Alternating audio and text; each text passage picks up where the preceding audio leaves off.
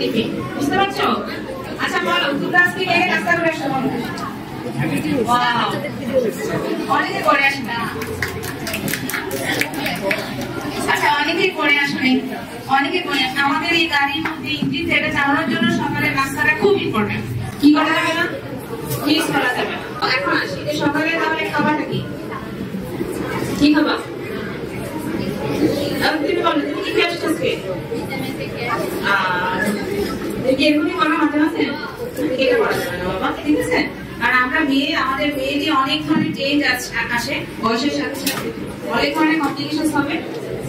তো এসব থেকে বাঁচার জন্য আমাদেরকে অবশ্যই সকালে নাস্তা থেকে ফোকাস করতে হবে। নাস্তা না খেয়ে আসে, আবার বাবা মা যদি টিফিন দেয়, টিফিনটা খেয়ে যায় না খেয়ে। বুঝতে পারছো? এই যে সমস্যাটা, এই সমস্যাটার কারণে তাদের যে সমস্যাগুলো হচ্ছে শারীরিক, কি কি হচ্ছে জানো? তাদের অ্যাসিডিটি বেড়ে যাচ্ছে, ওকে, পেপটিক আলসার, গ্যাস্ট্রাইটিস হচ্ছে, তারপরে ভিটামিন ডি এর লেভেল কমে যাচ্ছে, জিঙ্ক কমে যাচ্ছে বডিতে। বুঝতে পারছো? আমি এখন কাজ করতে গিয়ে পাচ্ছি তোমাদের বয়সী বাচ্চাগুলো আসে পেটি লিভার নিয়ে, মজার মজার খাবার খাচ্ছে, হ্যাঁ, সমুচা। তো এই বিষয়গুলো তোমরা একটু খেয়াল করবা, বুঝতে পারছো? এই ঝামেলাগুলো থেকে যদি বের হয়ে আসতে চাও, তোমাকে অবশ্যই সকালের নাস্তার দিকে ফোকাস করতে হবে। এবং সকালের নাস্তা করতে হবে ফুল মিল। ফুল মিল মানে কি? ওখানে কার্বোহাইড্রেট থাকবে, প্রোটিন থাকবে, ঠিক আছে, ফ্রুটস থাকতে পারে, ফ্যাট, গুড ফ্যাট থাকবে। এখন কার্বের মধ্যে জটিল নামকে আমরা পছন্দ করবো, যেমন লাল আটার রুটি, ওকে, লাল আটার রুটি, ওটস। ওটস খেয়েছো কখনো? ওটসের সাথে পরিচয় আছে? আর আছে? Wow, good, very good. লাল আটার রুটি, ওটস, নান চিরা, ঠিক আছে? এগুলো কিভাবে খাবো? লাল আটার রুটি সবজি থাকতে পারে, একটা ডিম সিদ্ধ রাখতে পারো বা ডিম টোস্ট রাখতে পারো, হ্যাঁ, ওটসের সাথে দুধ, যেমন একটা ফল, পছন্দের ফল রেখে সাথে একটা ডিম সিদ্ধ রাখতে পারো। বুঝতে পেরেছো? আরে বুঝতে পেরেছো? ওকে। এখন যদি বলি টিফিন, টিফিনে তোমরা কি খাও বলো? হ্যাঁ,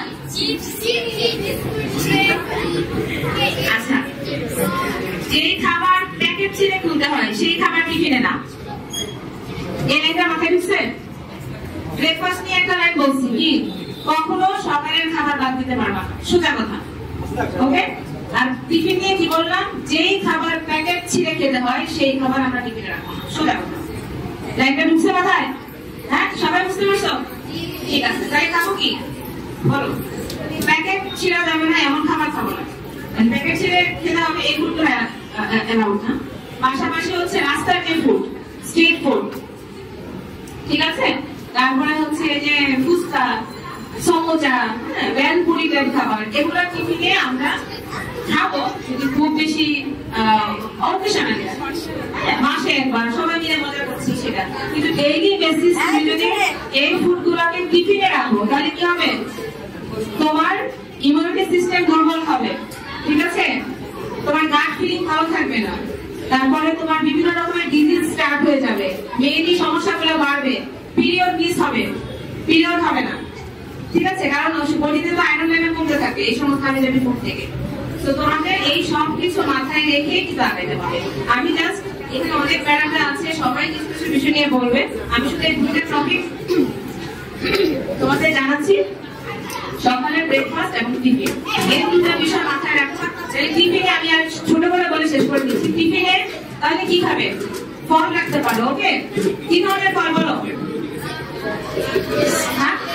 হ্যাঁ, আপেল, কলা, ঠিক আছে, আঙুর, ফল রাখতে পারো। ডিম সিদ্ধ, ডিম সিদ্ধ রাখতে পারো। কেউ যদি ডিম সিদ্ধ না খাও, ডিমের তৈরি কোনো খাবার, যেমন একটা স্যান্ডউইচ যেখানে ভেজিটেবলস আছে, ডিম আছে, ঠিক আছে, একটু মজাদার করে। তারপরে হচ্ছে তোমরা আর কি রাখা যাবে? হ্যাঁ, পুডিং, পুডিং টাইপ খাবার রাখা যায়। তো অনেক বাচ্চা ওই সময় বাদাম রাখতে পারো, ঠিক আছে? বাদাম খুবই হেলদি ফ্যাটের একটা খাবার। এটা যত খাবার হার্ট ভালো থাকবে, তোমাদের বুদ্ধির বিকাশ ভালো হবে, বুঝতে পারছো? বাদাম রাখতে পারো, ফল রাখতে পারো, তারপরে ডিমের কোনো আইটেম রাখতে পারো। এই যে ওটসের খাবারও টিফিনে রাখা যায় যদি চাও, ওকে? তাহলে ভালো খাদ্যাভ্যাস সম্পর্কে আমাদের জ্ঞান রাখা দরকার আছে। যদি সুস্থ থাকতে চাও অবশ্যই ভালো খাদ্যাভ্যাস সম্পর্কে ধারণা রাখবে।